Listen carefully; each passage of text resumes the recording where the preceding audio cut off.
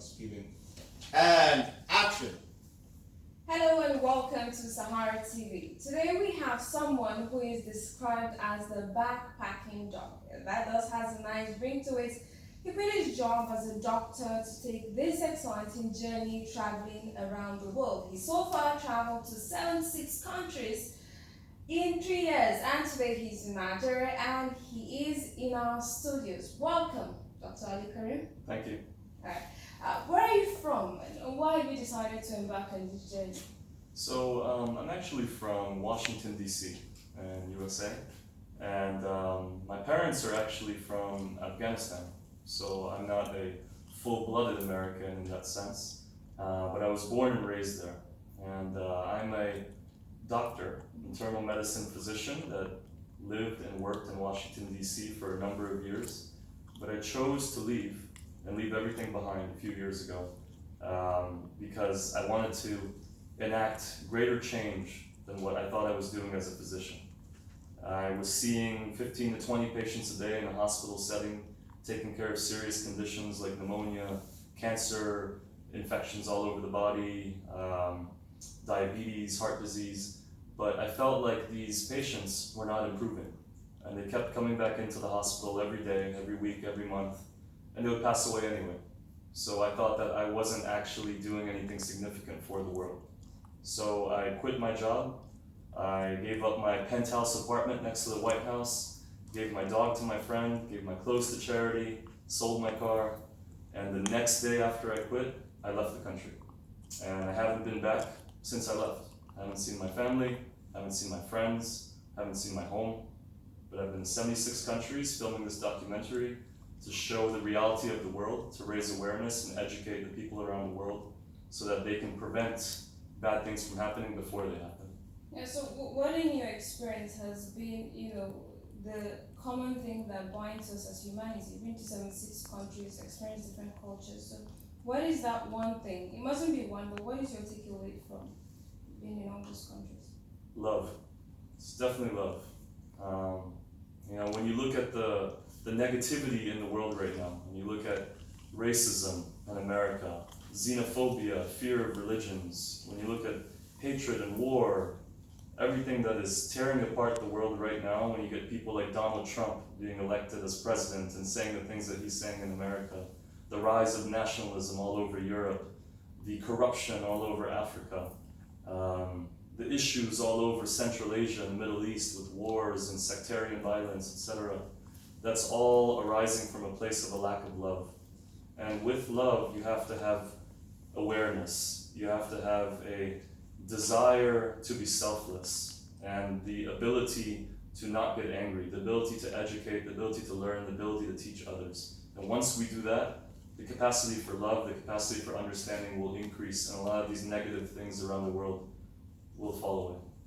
Alright, so before you came to Nigeria, I'm sure you've had, some things, some of it true, some of it not true, that, before you came, but you've been in Nigeria for a bit and you'll still be in Nigeria for a couple of weeks. What has been your experience so far? What is that one thing that you were surprised? What was the culture shock for you when you got to Nigeria?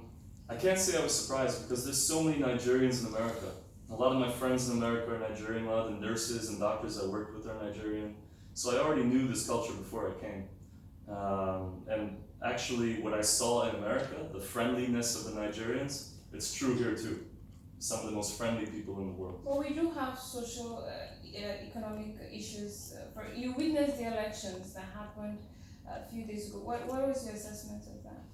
Yeah, the elections, comparing them to previous elections in 2015 and 2011 and whatnot, I know there was a modicum of violence even this year. I know nearly 200 some odd people died around the country over the course of a few weeks. INEC postponed the election at 2 in the morning, the night of the election.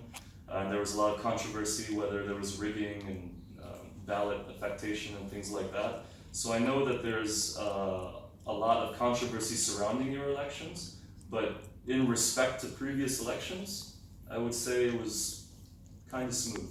But what if in contrast or in comparison to countries that you've been to? You've been to 76 countries. I'm sure at some point you've also, stumbled on them in their election circle. So what is the comparison? Yeah, I filmed elections in Papua New Guinea, New Zealand, different countries in Asia. So I've been filming the same thing kind of all over. And it's essentially the same when it comes to these developing countries. Okay, when you go to elections in somewhere like Europe, where I was for the election in Sweden a few months ago, or in Italy, or France last year, it's different. Obviously, these countries are developed, the democracy is a little bit more organized, you're not going to have issues with, obviously they have corruption, but their corruption is a little bit more hidden, you know. So that's going to exist, but in general, you're not that different from other countries around the world. When you go on these travels, because it's very exciting, thoughts to think that you just leave everything behind and travel. What do you do apart from document your travel? And backpacking is what I've been doing. I'm traveling around the world with 3 backpacks, essentially, that I carry around. And I only have 4 shirts, that's it. These jeans, right here, pair of shoes, okay? So I don't even carry doctor stuff with me. But if I encounter something in the country where they need assistance, I literally contact an NGO. I have my own NGO, it's called Global Shout, but we connect with the NGOs locally and we do a project. For instance, here in Nigeria, we have brought a brand new borehole and water to a community of 5,000 people in Nasarawa a few weeks ago. It's a village called Tudunwada. We've also started to equip their schools with new benches, new rooftops, etc. We're trying to help build that school. And we're going to bring solar power to that community too. So we're making that a project community for that whole area that's going to spread out slowly over the next few years. And we're going to kind of bring an example to the rest of Nigeria of what you can be with some investment. On top of that, we had a medical NGO work with us last week here on the outskirts of Lagos in a little area called Costain, where I bought medications actually. And equipment, and we did malaria testing, we helped treat them, we treated chronic disease like diabetes, hypertension, things like that. So we're doing medical work, which I've done in many other countries like Ecuador, Nepal, where they had an earthquake, India, all over the world. But in addition to the volunteer work, which is not the main thing that I'm about with this documentary, we are covering a few countries specifically in terms of politics, culture, education, humanity, religion, science, all the different things that create a country in one 60-minute episode. So the documentary series is 12 episodes, okay? And the first episode we filmed in North Korea. The second episode we filmed in southern Philippines where they had a war with ISIS. How did you get into North Korea? Tricks, secrets, I can't tell you that. All right, the third one we filmed in Afghanistan. The fourth one we filmed in Myanmar with the Rohingyas, okay? And this one we're filming in Nigeria, and actually tomorrow we're going down to Port Harcourt to interview the Delta Avengers, and then we're going north to Maiduguri to interview the Chibok girls, the military, and some former Boko Haram members. So we're covering the whole country to try to bring it all into one big picture of what Nigeria was, is, will, and can be.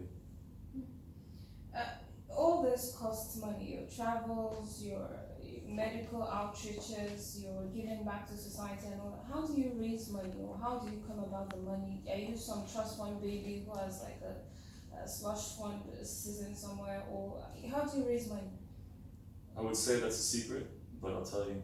I'm not a trust fund baby, I'm a refugee baby. Right? That's why I mentioned in the beginning that my parents are Afghan. I've struggled, my parents have struggled, and that's why I'm helping the rest of the world, because I'm lucky, I'm blessed, and everybody should have the opportunities that I have. A trust fund baby would never do what I'm doing. Trust fund babies are comfortable. They got their popped collars, they got their Mercedes Benzes, right? They're off daddy's money at all times. Not just in America, also here in Nigeria, as far as I'm aware. You know, and these people are comfortable in their world, and they don't know what's going on outside their bubble, right? But I'm here to show them through this documentary. I want to show them what's actually going on to open up, blow up people's minds, right? But the way I'm paying is literally my own savings. Everything I had as a doctor, even my retirement money, even now sometimes I'm working as a doctor on the phone calling patients in America. But I have gone from a millionaire, I'll be honest, to zero to do this project. Sounds exciting. When all this is over, when you've traveled the world, you've seen the world, you've helped as many people as you can, what is your exit plan? Will you go back to medicine? Will you, settle in one of these countries where you've been? What will you do then? So I'm actually going to go to law school. Okay, when I'm done with this, get my law degree, and then I'm entering national politics in America. Okay, because the only way to truly help America and help the world, and remember, America's in charge of the world. Nothing happens in Nigeria if America doesn't give you the check on the paper. So the only way for me to help the whole world, which is my goal, is to get into national politics in America. So I'm going to run for Senate and see how far up I can go. Alright, we've come to the end of this interview, but before you leave, I'm going to ask you, have you tried Nigerian jollof? Yeah, it's too spicy. You just started a war, but thank you so much, Dr. Ali Karim, for being here. He's the backpacking doc. He's been to 76 countries. He's currently in Nigeria, and we hope to hear from you as you go about your travels. Thank you so much. Appreciate it. All right, and cut.